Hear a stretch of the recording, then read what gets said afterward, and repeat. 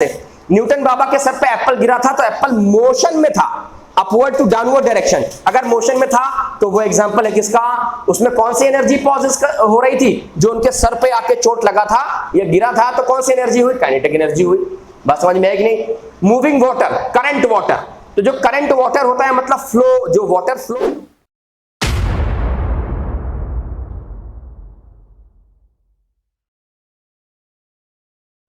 Hello students, कैसे हैं आप सभी। मैं हूं आपका friend and guide Krishna Tiwari और आपका स्वागत है एक बार फिर से पढ़ते रहो की class 9 series work, power and energy. Last topic में स्टूडेंट्स हम लोगों ने डिस्कस किया था एनर्जी। एनर्जी क्या होती है, उसकी एसआई यूनिट क्या होती है, फॉर्मूला क्या होता है, और इसका 1 जूल ऑफ एनर्जी डेफिनेशन पूछता है तो क्या होता है। इसके डिफरेंट फॉर्म्स होते हैं, उनमें से जो हमें क्लास 9th में पढ़ने हैं डीपली, तो उनमें से एक फॉर्मेट है काइनेटिक एनर्जी का और एक फॉर्मेट है किसका, पोटेंशियल एनर्जी का। आप सभी लोग मुझसे कह रहे थे कि सर काइनेटिक एनर्जी के बारे में और पोटेंशियल एनर्जी के बारे में एक वीडियो दीजिए, तो लीजिए एक छोटा सा वीडियो आपके सामने रख रहा हूं और इसको पढ़ने के बाद काइनेटिक एनर्जी तो बिल्कुल नहीं भूलने वाले हैं आप। लेकिन आपको पता है कि शुरुआत कहां से करते हैं हम लोग, एग्जाम्पल से। मान लीजिए आपने देखा होगा कोई मूविंग बस देखा है, मूविंग कार देखी है ना। कोई भी ऑब्जेक्ट जो कैसा हो, मोशन में हो, तो क्या उसमें कोई एनर्जी हो रही होगी, बिल्कुल सर, क्योंकि आपने बताया था कि work done is equal to, क्या बताया था, W is equal to F into में S बताया था, राइट। वर्क डन हो रहा है मतलब फोर्स लग रहा है और डिस्प्लेसमेंट हो रहा है, और फोर्स अगर डिस्प्लेसमेंट कर रहा है या जितना वर्क हो रहा है वो एनर्जी के ऑलवेज बराबर होगा। मतलब ये हुआ कि जितना आप ताकत लगाओगे, जितना आप एनर्जी लगाओगे, उतना ही वर्क होगा। आज हम लोग बात करने वाले हैं आज की वीडियो में काइनेटिक एनर्जी की, वर्क एनर्जी थ्योरम की, और काइनेटिक एनर्जी का मोमेंटम के साथ क्या रिलेशन है। और आई होप इनमें से केवल स्कूल में आपके टीचर ने केवल 1 या 2 टॉपिक पढ़ाए होंगे, सारे के सारे कोई नहीं पढ़ाता है, ठीक है। तो आज आपको यहां मिलने वाला है एक बहुत ही बेहतरीन सा सेशन। इसके लिए आपको मुझे देने होंगे केवल 15 मिनट्स। ओके, तो आइए शुरू करते हैं काइनेटिक एनर्जी से, right. So what is kinetic energy, याद करो मैंने सेशन के स्टार्टिंग में बोला था कि मूविंग बस देखी, मूविंग ट्रक देखा। मूविंग देखा तो मतलब वर्क हो रहा है, और मैंने फिर कहा कि वर्क एनर्जी के बराबर हो रहा है। आप खुद बताओ, जितनी एनर्जी होगी आपकी बॉडी में उतना ही तो वर्क कर पाओगे। मान लीजिए आपकी बॉडी में एनर्जी ही नहीं है ना, एकदम सुस्त बैठे हो, यार जो चल रहा है चलने दो, ऐसी तैसी में जाए, राइट, तो वर्क कर पाओगे क्या, कुछ नहीं कर पाओगे। एनर्जी आपके अंदर है तो आप वर्क को क्या कर सकते हो, नॉर्मली आप परफॉर्म कर सकते हो। Okay, so what is kinetic energy. आपने एक नया नाम सुना कि एनर्जी भी होती है और उस एनर्जी का एक फॉर्मेट होता है काइनेटिक फॉर्म। तो काइनेटिक का मतलब होता है मोशन, क्या होता है, मोशन, और एनर्जी मतलब एनर्जी।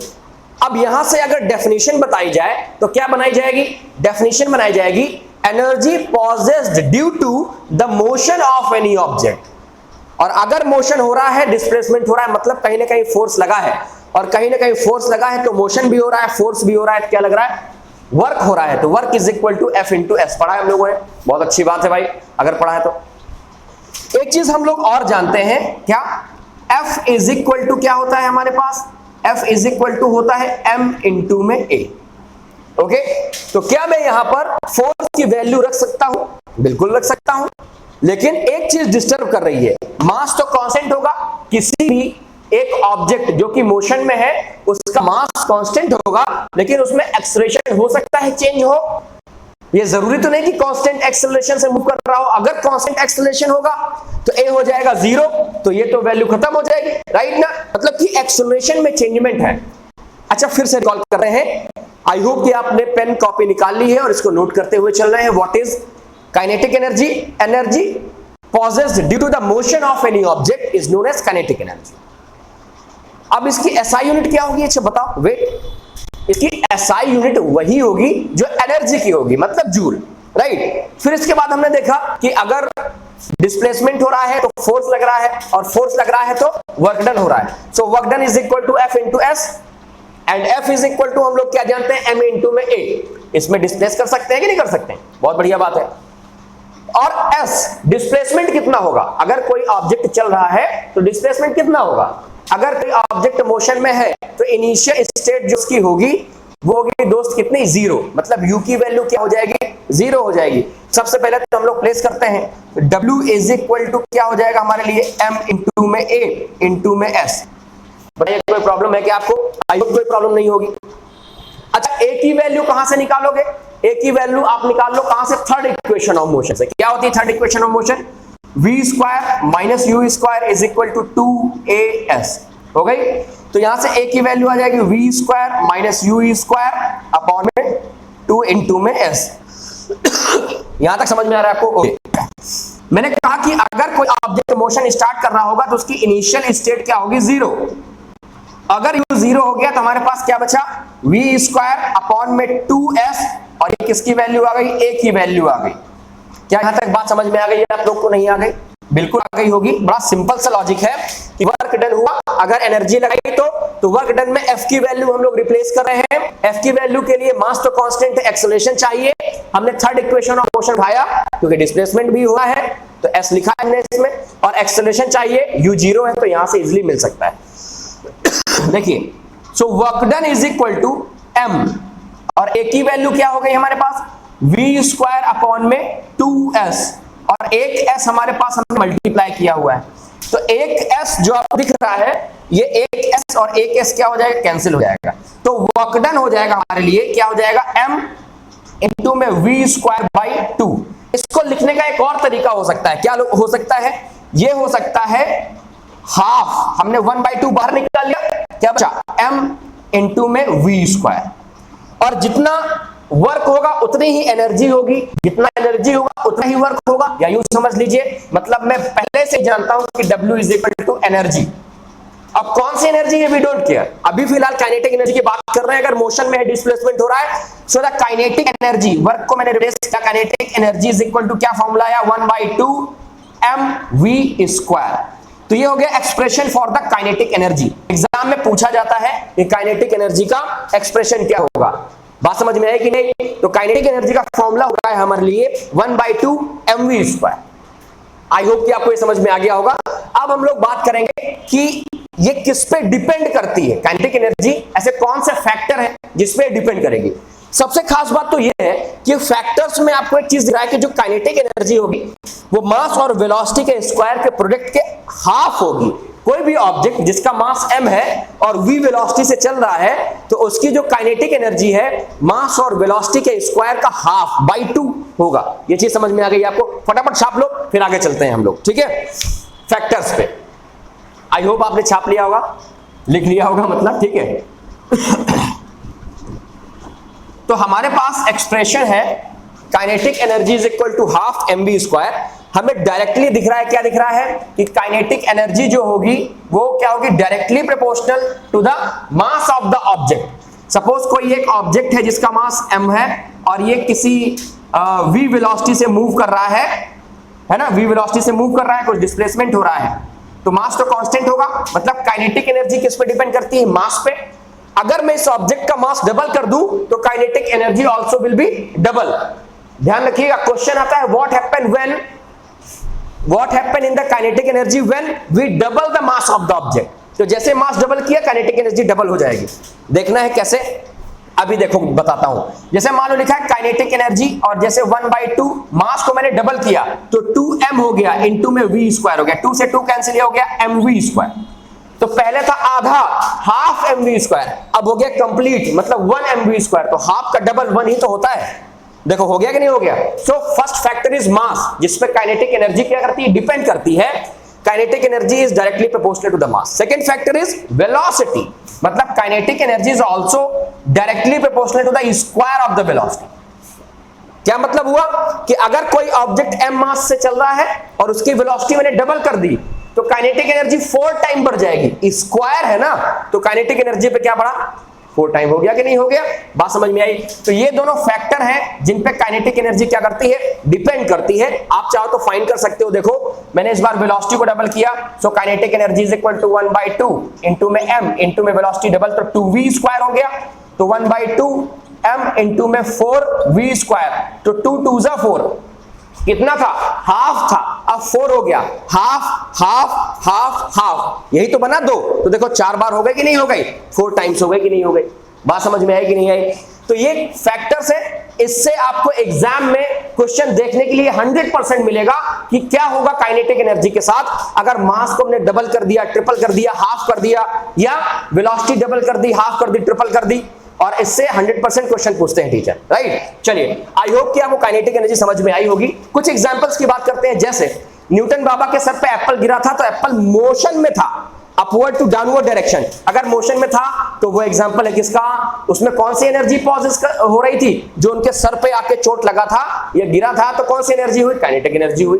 बात समझ में आई कि नहीं? मूविंग वाटर, करंट वाटर, तो जो करंट वाटर होता है मतलब फ्लो, जो वाटर फ्लो में होता है उसमें कौन सी एनर्जी होती है? काइनेटिक एनर्जी होती है, ठीक है। और बहुत सारे एग्जांपल हैं, आप अपने चारों तरफ देखेंगे, ऐसी कोई भी ऑब्जेक्ट जो मोशन में है उसमें 100% कहीं ना कहीं काइनेटिक एनर्जी पॉजिट हो रही है। Is that clear? Is that clear? पक्का कमेंट करके बताएंगे। ओके, चलो ठीक है। अब बात करते हैं हम लोग एक अगले टॉपिक की, जिसका नाम है मोमेंटम। मोमेंटम काइनेटिक एनर्जी से कैसे रिलेटेड है, और ये बहुत ही ज्यादा इंपॉर्टेंट है। और लेकिन इंपॉर्टेंट क्यों है? जो आज का पैटर्न चल रहा है वो चल रहा है 1 मार्क्स असर्शन रीजन। तो क्वेश्चन डीपली आपसे पूछता है, घुमा के पूछता है। बात समझ में आएगी नहीं? अगर अच्छा पेपर बना है तो ठीक है। चलो आप बात करते हो, छाप लो, आगे चलते हैं।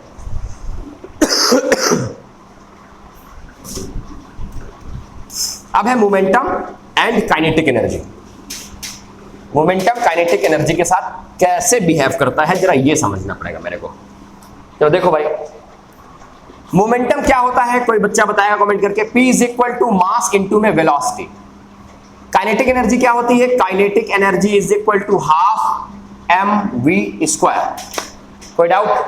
कोई डाउट नहीं, ठीक है, ठीक है। यहां पर देखो मास कांस्टेंट है, v की वैल्यू हम लोग फाइंड कर लें। बात समझ में आएगी नहीं? तो v की वैल्यू कहां से फाइंड कर ले? यहां से फाइंड कर ले। बट v की वैल्यू ऐसे फाइंड करोगे तो v की वैल्यू आएगी रूट में v स्क्वायर के आसपास, राइट। तो इसलिए पहले इसको हम लोग क्या कर देते हैं, इसको स्क्वायर में डालते हैं। तो हमने क्या किया, बोथ साइड स्क्वायर करा दिया।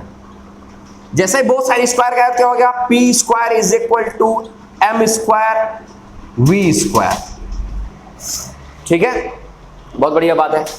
सो the p square is equal to m की वैल्यू तो कांस्टेंट है, m स्क्वायर हो गया, और v की वैल्यू यहां से क्या आ जाएगी, जरा देखिए, kinetic energy of the object into में 2 है ना, अपॉन में m, और is equal to v square आ गया। तो देखो v स्क्वायर, पूरी v स्क्वायर की वैल्यू प्लेस कर रहा हूं मैं, पूरी v स्क्वायर की वैल्यू प्लेस करें तो हो गया काइनेटिक एनर्जी इनटू में 2 और अपॉन में क्या आ गया m। एक m से एक m क्या हो जाएगा, कैंसिल हो जाएगा।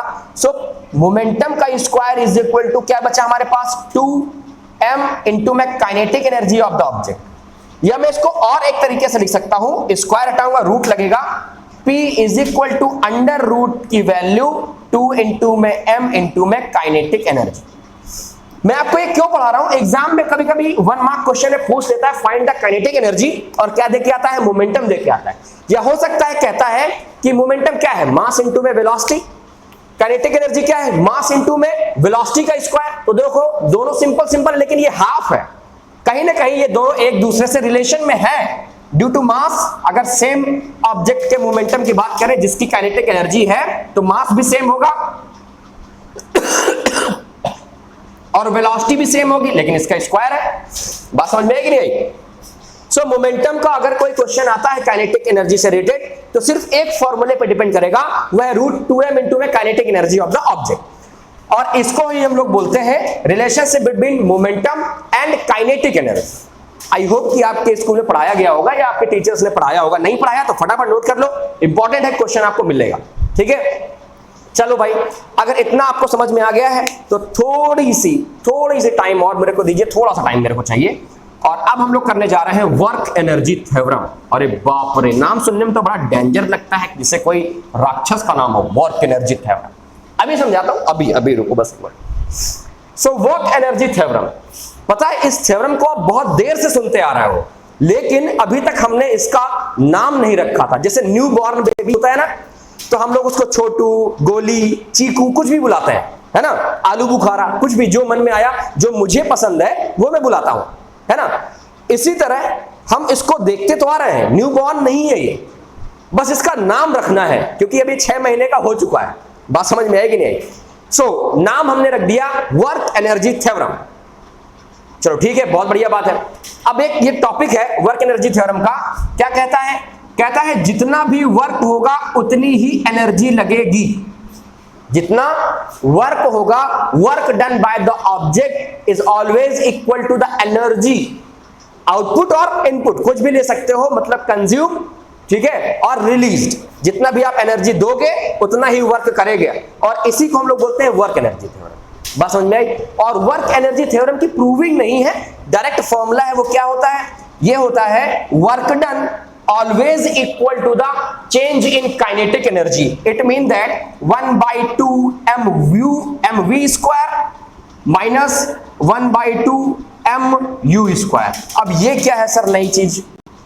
तो देखो नई चीज क्या है। काइनेटिक एनर्जी हमने क्या पढ़ा था? पढ़ा था हम लोगों ने हाफ mv स्क्वायर, पढ़ा था कि नहीं पढ़ा था? v का मतलब वेलोसिटी है, वो कोई भी वेलोसिटी हो सकती है, इनिशियल वेलोसिटी भी हो सकती है और फाइनल वेलोसिटी भी हो सकती है। कोई ऑब्जेक्ट जिसका मास m है, वो अगर स्टार्ट करेगा तो स्टार्ट वो इनिशियल से करेगा, लेकिन जब वो मोशन में रहेगा तभी तो काइनेटिक एनर्जी होगी। तो मास तो सेम रहेगा, लेकिन वेलोसिटी कैसी हो जाएगी? फाइनल वेलोसिटी हो जाएगी। सो इनिशियल काइनेटिक एनर्जी क्या होगी? हाफ mu स्क्वायर, और फाइनल काइनेटिक एनर्जी क्या हो जाएगी? Half mv square. बात समझ में आई कि नहीं आई? So work energy theorem is state that कि always work done is equal to the change in kinetic energy। जितना एनर्जी आप दे रहे हो, अब देखो चेंज इन काइनेटिक एनर्जी क्या है? इनिशियल से फाइनल तक आपने कुछ ना कुछ एनर्जी लगाई, तो फाइनल से इनिशियल को लेस करके बीच का जो पार्ट बचा वही तो आपकी एनर्जी हुई लिबरेटेड, हुई कि नहीं हुई? यही तो मैंने कहा था कि वर्क उतना ही होगा जितना आपने एनर्जी दिया है। बात समझ में आई कि नहीं आई? ओके, तो जितनी एनर्जी आप लगाओगे, जैसे मान लो आप पहले चले, आप स्टार्ट करते हैं 10 किलोमीटर चल गए, तो फाइनल कितना हुआ? 10 किलोमीटर। स्टार्ट किस कहां से किया था? 0 से, तो 10 माइनस 0 कितना है? 10। तो जो बीच का गैप है, यही तो आपने वर्क किया और यही तो एनर्जी हो गई। यही है कि work done always equal to the change in kinetic energy. इसका लिखने का तरीका दूसरा भी हो सकता है, जरा देख लीजिए गौर से। यहां पर मैं लिख देता हूं, क्या हो जाएगा? देखो हाफ m तो कांस्टेंट रहेंगे क्योंकि ऑब्जेक्ट हमारे लिए सेम है, तो 1/2 और m मैंने निकाल लिया, और ब्रैकेट में क्या लिख सकता हूं? v square minus u square. बात समझ में आई कि नहीं आई? समझ में आ गई? तो ये हो गया हमारे लिए work done always equal to the change in kinetic energy. अगर मान लो एक्सेलरेशन और डिस्प्लेसमेंट दिया है, तो मत भूलिए थर्ड इक्वेशन ऑफ मोशन, जो कि होता है v square minus u square is equal to 2as। मतलब v square minus u square की जगह आप क्या प्लेस कर सकते हैं? 2as भी प्लेस कर सकते हैं, ध्यान रखिएगा, ठीक है। बहुत प्यारे प्यारे क्वेश्चन मैं आपके लिए लेके आऊंगा जब न्यूमेरिकल सेशन हम लोग डिस्कस करेंगे। अभी तक तो न्यूमेरिकल्स नहीं किए हैं, लेकिन बहुत जल्दी मैं न्यूमेरिकल सेशन लेके आ रहा हूं। तो ये सारे के सारे एप्लीकेशन जब आप देखेंगे एकदम क्रिस्टल क्लियर हो जाएंगे। आई होप क्लियर तो अभी भी हो गया होगा, ठीक है। तो काइनेटिक एनर्जी से रिलेटेड आपके पास केवल 3 टॉपिक है। What is kinetic energy, expression of kinetic energy, and relationship between momentum and kinetic energy, and work energy theorem. तो आज के टॉपिक में हमने ये तीनों टॉपिक हमने डिस्कस कर लिए हैं, और ये तीनों टॉपिक बहुत ज्यादा इंपॉर्टेंट। सो आज के लिए इतना ही रखेंगे। जो अगला सेशन होगा हम इसके बिहाफ पे आपको न्यूमेरिकल्स कराएंगे, फिर उसके अगले सेशन में पोटेंशियल एनर्जी को कवर करेंगे। कंप्लीट सेशन को बहुत अच्छे समझने के लिए हमारे चैनल को सब्सक्राइब करिए, और अभी तक अगर आपने हमारे बेल आइकन को प्रेस नहीं किया तो फटाफट जाकर उसको दबा दो यार, क्या जाता है ना। मिलते हैं अपनी नेक्स्ट क्लास में, तब तक हंसते मुस्कुराते रहिए। Bye bye, tata and take care. पढ़ते रहो।